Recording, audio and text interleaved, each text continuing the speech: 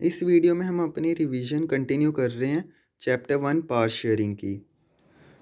तो आज हम श्रीलंका के बारे में पढ़ेंगे जो कि सेकंड पार्ट है चैप्टर का। फर्स्ट पार्ट बेल्जियम के बारे में था, वो हम पढ़ चुके हैं।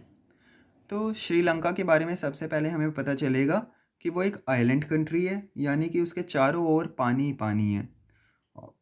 आइलैंड कंट्री है श्रीलंका। और उसकी पॉपुलेशन कितनी है? जितनी इंडिया की स्टेट हरियाणा की है लगभग उतनी ही है, यानी कि 2 करोड़ तक इतनी है। और जितनी भी साउथ एशियन कंट्रीज़ होती हैं उनमें बहुत ही डाइवर्सिटी पाई जाती है उनकी पॉपुलेशन में। तो श्रीलंका की भी बहुत ही डाइवर्स पॉपुलेशन है। तो अब श्रीलंका की डाइवर्स पॉपुलेशन कितनी है, कैसे है, वो पढ़ते हैं। तो वो सब उसकी एथनिक कॉम्पोजिशन में आ जाएगा। तो श्रीलंका की एथनिक कॉम्पोजिशन कुछ इस तरह है कि एथनिक कॉम्पोजिशन यानी उसकी सोसाइटी में किस तरह के लोग हैं। तो 2 मेजर सोशल ग्रुप्स हैं, सिन्हाला स्पीकर्स और तमिल स्पीकर्स। अब सिन्हाला और तमिल लैंग्वेजेस हैं जो कि लोग श्रीलंका में रहने वाले बोलते थे। तो हम देख सकते हैं कि 74% लोग सिन्हाला लैंग्वेज बोलते थे और जो तमिल लैंग्वेज थी वो सिर्फ 18% लोग बोलते थे। कितने कम है तमिल वाले। और जो तमिल वाले लोग हैं उनके आगे 2 पार्ट्स किए जा सकते हैं। एक श्रीलंकन तमिल्स कहलाते हैं, दूसरे इंडियन तमिल्स कहलाते हैं। श्रीलंकन तमिल्स यानी कि वो लोग जो श्रीलंका में शुरू से ही बसे हुए हैं, जो तमिल नेटिव्स हैं श्रीलंका के, वो 18% टोटल तमिल्स थे। तो 13% हैं श्रीलंकन तमिल्स और जो बाकी बच गए यानी कि 5% बचे वो इंडियन तमिल्स हैं। अब इंडियन तमिल्स क्या हैं कि जब कॉलोनियल पीरियड था यानी कि ब्रिटिश रूल, तब इन इंडियन तमिल्स के 4 फादर्स यानी कि पूर्वज इंडिया से आए थे श्रीलंका एज प्लांटेशन वर्कर्स के तौर पे। तो वो तब से श्रीलंका में ही बस गए, तो वो इंडियन तमिल्स कहलाने लगे।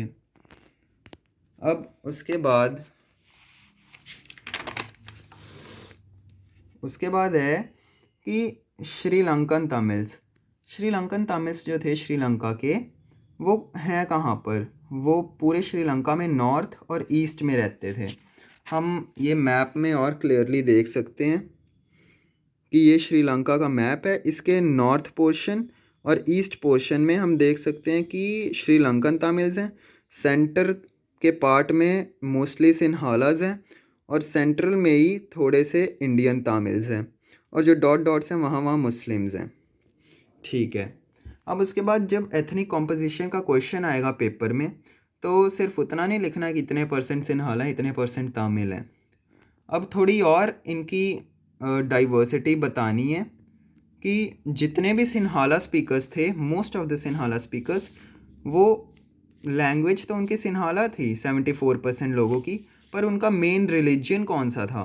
वो मोस्टली बुद्धिस्ट थे, यानी बुद्धिज़्म रिलीजन था उनका। और जो तमिल लोग थे उनका रिलीजन का क्या था? या तो हिंदू थे वो लोग या तो मुस्लिम थे। ठीक है। और एक बुद्धिज़्म रिलीजन है श्रीलंका में, एक मुस्लिम रिलीजन है, एक हिंदू है और एक और रिलीजन है क्रिश्चियन। तो क्रिश्चियन लोग जो थे वो सिर्फ 7% थे। रिलीजन इन 7% लोगों का तो क्रिश्चियन था, पर लैंग्वेज कौन सी थी? तमिल या सिन्हाला, यानी कि 7% लोग तमिल और सिन्हाला दोनों बोल लेते थे और क्रिश्चियन रिलीजन था इनका। अब what could happen in situations like this in both countries? अब हम देख चुके हैं कि बेल्जियम में भी डाइवर्सिटी, पॉपुलेशन में कितनी डाइवर्सिटी है और श्रीलंका में भी कितनी डाइवर्स पॉपुलेशन है। तो इन दोनों केसेस में हो क्या क्या सकता है? अब जैसे कि बेल्जियम कंट्री थी, उसमें डच स्पीकिंग लोग ज़्यादा थे, ये हमने पढ़ा है। तो वो अपनी मेजॉरिटी का फ़ायदा उठा के फ्रेंच और जर्मन स्पीकिंग लोगों के ऊपर अपना डोमिनेंस नहीं शो कर सकते हैं। तो उससे क्या होगा? उससे कन्फ्लिक्ट हो जाएगा पूरी कंट्री में। और ये कन्फ्लिक्ट क्या कर सकता है? ये पूरी कंट्री का एक पार्टीशन कर सकता है लैंग्वेज बेसिस पर। ये सब बेल्जियम में ऐसा हो सकता है। और श्रीलंका में क्या हो सकता है? श्रीलंका में तो ये सिन्हाला और ही ज़्यादा मेजॉरिटी में है, 74% है। तो ये तो अपनी पूरी मर्जी थोप सकते हैं पूरी कंट्री पर। तो अब फाइनली इनमें होता क्या है वो हम आने वाली वीडियोस में पढ़ेंगे कि आखिर ये दोनों कंट्रीज़ इतनी सारी डाइवर्सिटी को एकोमोडेट कैसे करती हैं, कैसे डील करती हैं।